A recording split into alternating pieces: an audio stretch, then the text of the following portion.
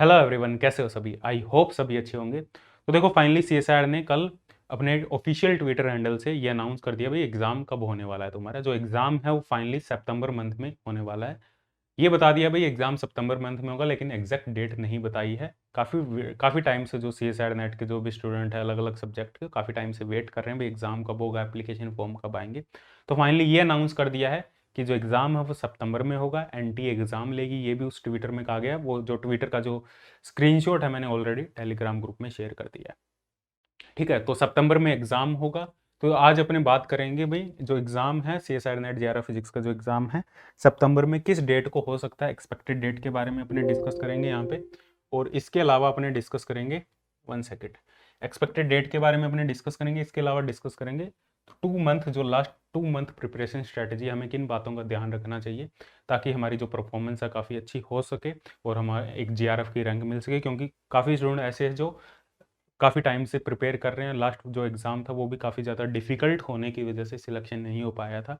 और उसको मद्देनज़र रखते हुए, उस चीज़ को ध्यान में रखते हुए हमें किन किन चीज़ों पे फोकस करना चाहिए उसके बारे में अपने अच्छे से डिस्कस करेंगे। कौन से इंपॉर्टेंट पॉइंट हो सकते हैं जिस पे हमें बहुत ज़्यादा फोकस करना चाहिए ताकि एग्ज़ाम टफ आने पर भी पहले जैसा यदि पैटर्न रिपीट होता है तो भी हम एक अच्छा स्कोर कैसे कर सकते हैं। हालांकि उसकी कट ऑफ बहुत ज़्यादा कम थी।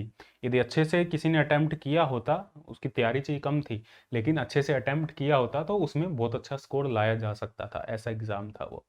लेकिन वो वहाँ पे फिर एकदम से जब नई चीज़ हो जाती है, एकदम से पहले वो पैटर्न चल रहा था, एकदम से पैटर्न चेंज हो गया, तो वहाँ पे वो 3 घंटे में इतना ज़्यादा माइंड है वो फोकस नहीं रह पाता, घबरा जाते हैं। उस वजह से जो एग्ज़ाम है वो ख़राब हो जाता है। तो डिस्कस करते हैं सबसे पहले एक्सपेक्टेड डेट के बारे में। बहुत ज़्यादा टाइम नहीं लूँगा, 1.25x पे देख सकते हो ताकि टाइम बहुत ज़्यादा वेस्ट ना हो। एक्सपेक्टेड डेट की बात करें 18 सितंबर और 25 सितंबर। हालांकि जो एग्ज़ाम होता है वो संडे को एग्ज़ाम होता है, इस वजह से हम कह सकते हैं संडे 3 है, 11 सितंबर, 18 सितंबर और 25 सितंबर। जो पॉसिबिलिटी है 18 सितंबर और 25 सितंबर की है। 11 सितंबर को भी जो एग्ज़ाम है वो हो सकता है, पर पॉसिबिलिटी ये बन रही है। तो इसको यदि हम ध्यान में रखें तो हम कह सकते हैं लगभग जुलाई का महीना, अगस्त का महीना और सितंबर के भी लगभग 10 से 15 दिन तुम्हारे पास में। तो हम कह सकते हैं लगभग 70 से 75 डेज तुम्हारे पास में है। तो 70 से 75 डेज में प्रिपरेशन को अपने कैसे करें ताकि हमारा जो एक अच्छा स्कोर एग्जाम में आ सके, किन किन बातों का हमें ध्यान में रखना चाहिए। ठीक है, इसके बारे में डिस्कस करते हैं। तो नेक्स्ट अपने डिस्कस करते हैं 2 मंथ टारगेट क्या होना चाहिए हमारा, किन किन पॉइंट्स पे हमें फोकस करना है। 2 मंथ लगभग 60 डेज, लगभग हमारे पास में 75 डेज है, ये मान के चलो 75 डेज में हमें किन किन बातों पे फोकस करना चाहिए ताकि हमारा स्कोर अच्छा आ सके। तो सबसे पहला जो इंपॉर्टेंट पॉइंट है that is cover 8 paper till 15 अगस्त। तो ये 8 पेपर का पहले देखो, जो भी मैंने प्रिपरेशन स्ट्रेटेजी बनाई थी, कैसे स्टार्ट करनी है अपनी प्रिपरेशन को, ऐसी मैंने काफ़ी वीडियो बना रखी है। और उसको काफ़ी लोगों ने फॉलो भी किया है, काफ़ी स्टूडेंट ने फॉलो भी किया और उस हिसाब से वो प्रिपरेशन भी कर रहे। तो उसमें मैंने कभी कभी मैंने ज़्यादा इस बात पे फोकस किया कि 6 पेपर अच्छे से करो, बाकी में सिलेक्टिव बन जाओ। लेकिन अब मैं यहाँ पे ये कह रहा हूँ कि 8 पेपर तुम्हें अच्छे से करने हैं और अगस्त 15 से पहले पहले 8 पेपर तुम्हें खत्म करने हैं। क्योंकि एग्जाम यदि जो भी जनवरी से तैयारी कर रहे हैं, जो बहुत पहले से तैयारी कर रहे हैं, उनका सिलेबस तो लगभग कंप्लीट है। लेकिन कुछ स्टूडेंट ऐसे होते हैं कि 7 पेपर ही कर लेते हैं, 6 पेपर ही कर लेते हैं, बाकी करने की क्या जरूरत है, इतने पे फोकस कर लेते हैं, ये सब्जेक्ट छोड़ देते हैं। लेकिन मैं इसलिए वजह से कह रहा हूँ, यदि पहले जैसा एग्जाम यदि रिपीट होता है, जो लास्ट ईयर हुआ था जनवरी में जो एग्जाम हुआ था उसी टाइप का यदि एग्जाम आता है तो इसमें बहुत ज़्यादा फायदा होगा। क्योंकि कंप्लीट 8 के 8 पेपर टफ नहीं आएंगे। ठीक है, कुछ पेपर लास्ट ईयर क्या हुआ था, लास्ट पेपर में क्या होता है, यदि हम सिलेक्टिव पढ़ के जाते हैं तो और उसी में से टफ पोर्शन आ जाता है तो बाकी पोर्शन तो वैसे ही अटेम्प्ट नहीं कर पाते और टफ पोर्शन में भी इतना ज़्यादा स्कोर है वो गेन नहीं कर पाते। तो इस वजह से कहीं ना कहीं हम पीछे रह जाते हैं। तो 8 पेपर तुम्हें कंप्लीट करने हैं, सबसे इंपॉर्टेंट पॉइंट है ये। ठीक है, नेक्स्ट इंपॉर्टेंट पॉइंट है पीवाईक्यू पे जरूर फोकस करें। ठीक है, ज़्यादातर स्टूडेंट क्या गलती करते हैं, पीवाईक्यू पर फोकस नहीं करते हैं बिल्कुल भी कि पीवाईक्यू दोबारा थोड़ी रिपीट होंगे, पीवाईक्यू हमें नहीं करने ये वो। बाकी क्वेश्चंस पे फोकस करते हैं और थ्योरी पे बहुत ज़्यादा फोकस करते हैं, क्वेश्चन प्रैक्टिस पे बहुत कम फोकस करते हैं। तो पीवाईक्यू पे सबसे ज़्यादा फोकस होना चाहिए। जी, नेट के पीवाईक्यू ये तो मोस्ट इंपॉर्टेंट है, गेट के पीवाईक्यू थोड़े ईजी होते हैं, लेकिन जस्ट के पीवाईक्यू पे सबसे ज़्यादा फोकस होना चाहिए इस टाइम पे। क्यों होना चाहिए, क्योंकि यदि एग्जाम पिछले जैसा आता है तो जस्ट का एक लेवल है क्वेश्चंस का। क्वांटम के क्वेश्चन देख सकते हो जस्ट के, स्टैटिस्टिकल के क्वेश्चन देख सकते हो, क्लासिकल के क्वेश्चन देख सकते हो जस्ट के। तो इसका एक लेवल है, तुम्हें एक आइडिया लगेगा भाई किस टाइप के क्वेश्चन बन सकते हैं। तो जस्ट के भी ट्राई करने हैं, नेट के भी ट्राई करने हैं, गेट के भी तुम्हें ट्राई करने हैं। ठीक है, इसको छोड़ना नहीं है, स्किप नहीं करना कि एक बार कर लिए, 2-3 बार आराम से करने हैं तुम्हें इनको। Most important point, limited source of study होना चाहिए तुम्हारे पास में। लिमिटेड सोर्स ऑफ स्टडी का यहाँ पे मतलब है कि एक ही सोर्स को यूज करो। चाहे किसी भी कोचिंग से पढ़ रहे हो, सिर्फ उनका मटेरियल उसको यूज करो। बुक से पढ़ रहे हो, किसी नोट से पढ़ रहे हो, जो तुमने अभी तक जिस भी मटेरियल से पढ़ा है उसी को ही बार बार पढ़ो, उसी को ही बार बार पढ़ो। एक ही टॉपिक को 4 जगह से मत पढ़ो, बल्कि एक टॉपिक को 4 बार एक ही सोर्स से पढ़ो, वो ज्यादा हेल्पफुल होगा। ठीक है, एक टॉपिक को 4 जगह से पढ़ोगे बहुत ज्यादा कंफ्यूज हो जाओगे, कुछ भी याद नहीं रहेगा। लेकिन एक टॉपिक एक जगह से पढ़ रहे हो लेकिन उनमें कुछ पॉइंट मिसिंग है, वो कोई फर्क नहीं पड़ता उसी से, लेकिन उसको 4 बार पढ़ा है तुमने तो मैक्सिमम चीजें तुम्हें वो याद रहेगी और वही हेल्पफुल है। ठीक है, लिमिटेड सोर्स ऑफ स्टडी होना चाहिए।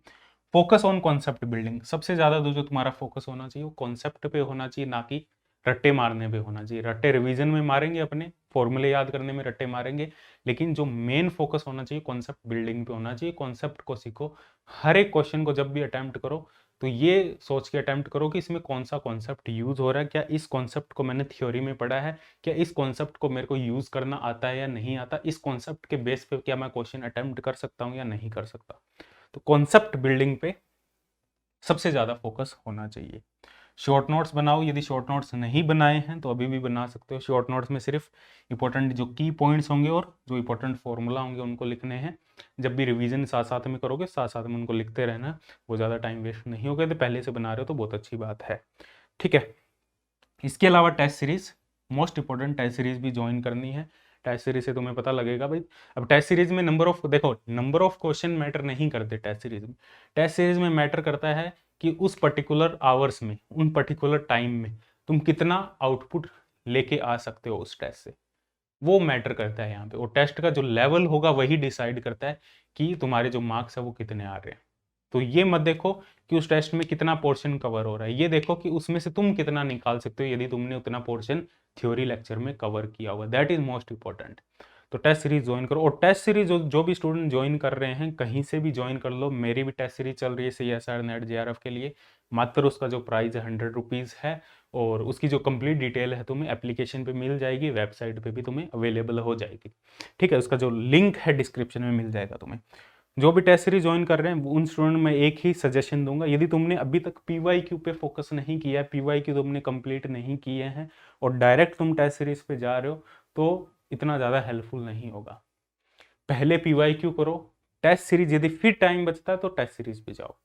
डायरेक्ट तुम टेस्ट सीरीज पे जा रहे हो और तुमने PYQ हाथ भी नहीं लगाया तो उस चीज़ का कोई भी फायदा नहीं होगा। PYQ सबसे ज़्यादा बेनिफिशियल होंगे टेस्ट सीरीज के कंपैरिजन में। तो PYQ मस्ट है, यदि PYQ अच्छे से कर लिए हैं तो फिर टेस्ट सीरीज के क्वेश्चन करो। ठीक है, और डेली के 9 से 10 घंटे तुम्हें इन्वेस्ट करने पड़ेंगे, एक टाइम देना पड़ेगा। और 9 से 10 घंटे यदि डेली रेगुलर तुम देते हो तो मोर देन इनफ है, मोर देन इनफ।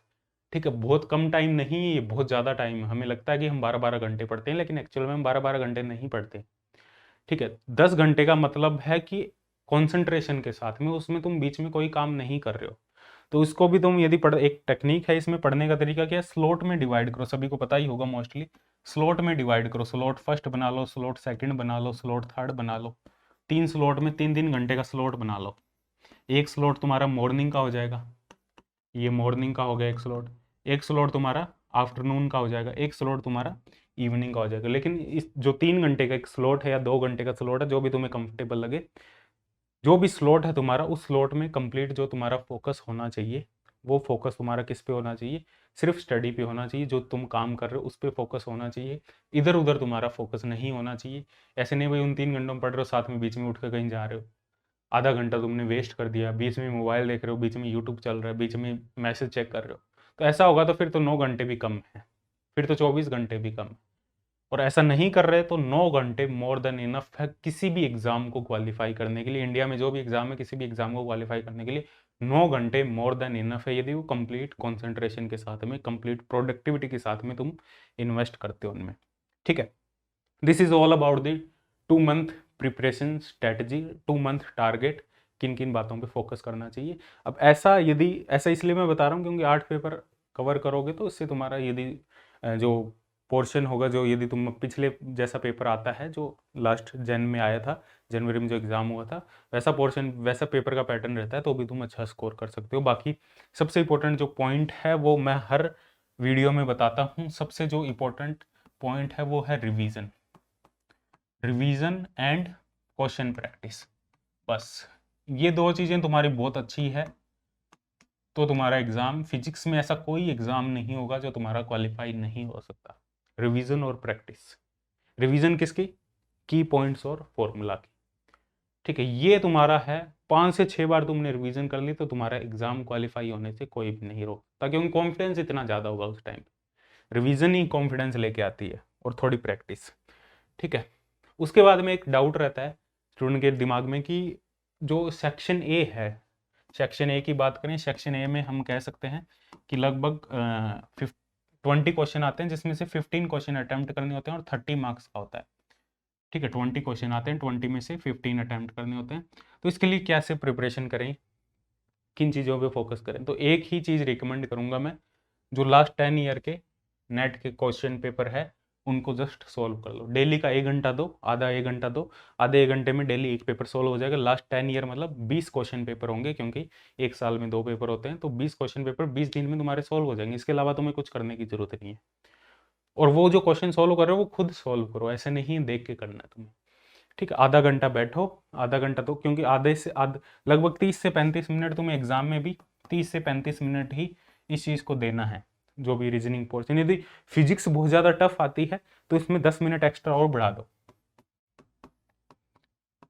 यदि तुम्हें ऐसा लग रहा है भाई फिजिक्स का पेपर जैसा एक्सपेक्टेड था उससे काफ़ी ज़्यादा टफ आ रहा है, तो 45 मिनट कर दो रीजनिंग पोर्शन को, क्योंकि रीजनिंग फिर नंबर दिलाएगी, तो रीजनिंग तुम्हारा सिलेक्शन करवाएगी। ठीक है, यदि पेपर फिजिक्स का इजी लग रहा है तुम्हें, हाँ भाई ये क्वेश्चन हो सकते हैं, तो रीजनिंग को 30 से 35 मिनट दो। 30 से 35 मिनट रीजनिंग को दोगे और वही 30 से 35 मिनट तुम अभी भी सॉल्व करो रीजनिंग। जो भी तुम्हारे, मान लो 2020 का सेक्शन ए उठा लो, 2019 का सेक्शन ए उठा लो, 2018 के जो सेक्शन ए है वो पोर्शन उठा लो और उसको आधे घंटे में सॉल्व करने की कोशिश करो। भाई आधे घंटे में तुम कितना सॉल्व कर पाते हो? अब ऐसा नहीं करना, यदि तुमने अभी तक रीजनिंग पोर्शन को टाइम नहीं दिया, ऐसा नहीं करना कि तुम 3-3 घंटे वीडियो लेक्चर देखने में लगे पड़े हो और ये हो गया भाई रीजनिंग ही सिलेक्शन करवाएगी। सिर्फ रीजनिंग ही सिलेक्शन नहीं करवाती, रीजनिंग हेल्प कर सकती है सिलेक्शन में, यदि तुमने अच्छे से पेपर को अटेम्प्ट किया। यदि फिजिक्स ईजी है तो सिलेक्शन फिजिक्स ही करवाएगी। यदि पेपर बहुत ज़्यादा ईजी बनता है तो फिजिक्स का ही मेजर रोल रहेगा। यदि पेपर थोड़ा सा टफ आ जाता है तो रीजनिंग का थोड़ा सा कंट्रीब्यूशन बढ़ जाता है। फिर रीजनिंग को टाइम दो तुम लगभग 45 मिनट। और ये कैसे होगा? तो ये सेम जो प्रैक्टिस तुम वहाँ करोगे एग्जाम में, वही प्रैक्टिस डेली करो। 30 से 35 मिनट रीजनिंग पोर्शन को टाइम दो, इसके अलावा कुछ नहीं करना है। खुद क्वेश्चन सॉल्व करके देखो, एक एक क्वेश्चन को, सॉल्यूशन मत देखो, सॉल्यूशन बाद में देखो, पहले क्वेश्चन को खुद सॉल्व करो। ठीक है, यहाँ से तुम्हारे जितने भी कॉन्सेप्ट है रीजनिंग के वो सारे क्लियर हो जाएंगे, एग्जाम में आराम से क्वेश्चन को अटेम्प्ट कर सकते हो।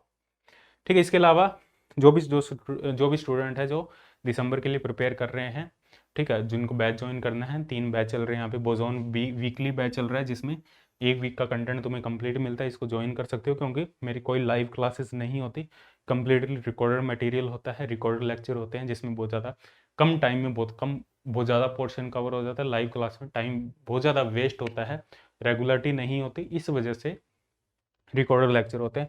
बोजोन कंप्लीट बैच ज्वाइन कर सकते हो, इसमें तुम्हें कंप्लीट सिलेबस एक साथ मिल जाएगा। वीकली बैच में क्या होगा? वीकली बैच में तुम्हें हर एक वीक का शेड्यूल अपलोडेड मिलेगा, वो एक वीक में तुम्हें कवर करना होगा। और पीछे वाला जो सिलेबस यदि ज्वाइन करते हो तो पीछे वाला अपलोडेड जो कंटेंट है वो ऐप के अंदर अवेलेबल है, वो तुम्हें साथ में मिल जाएगा। ठीक है, गेट के लिए भी बैच चल रहा है 2023 के लिए, वो भी ज्वाइन कर सकते हो। बाकी बैच ज्वाइन करने के लिए एप्लीकेशन को डाउनलोड कर लो, ऐप को डाउनलोड कर लो, फिजिक्स तड़का ऐप है, लिंक डिस्क्रिप्शन में मिल जाएगा, ऐप से ही ज्वाइन कर सकते हो। ठीक है, इसके अलावा कुछ भी डाउट हो, कोई भी क्यूरीज हो about exam, about preparation, WhatsApp पे कांटेक्ट कर सकते हो 9560182735 पे, मेल डाल सकते हो physicsTadka@gmail.com, टेलीग्राम ज्वाइन कर सकते हो फिजिक्स तड़का, सर्च करोगे टेलीग्राम में ऊपर ऊपर तुम्हें चैनल मिल जाएगा फिजिक्स तड़का, वो ज्वाइन कर सकते हो। जो भी इंपॉर्टेंट इन्फॉर्मेशन होगी वो सारी टेलीग्राम ग्रुप पे पहले ही शेयर कर दी जाती है, तो टेलीग्राम ग्रुप जरूर ज्वाइन कर लो। ठीक है, इसके अलावा कोई भी डाउट हो तो कॉन्टैक्ट कर लेना, फील फ्री टू कॉन्टैक्ट। बाकी मिलते हैं नेक्स्ट सेशन में, बाय बाय, टेक केयर।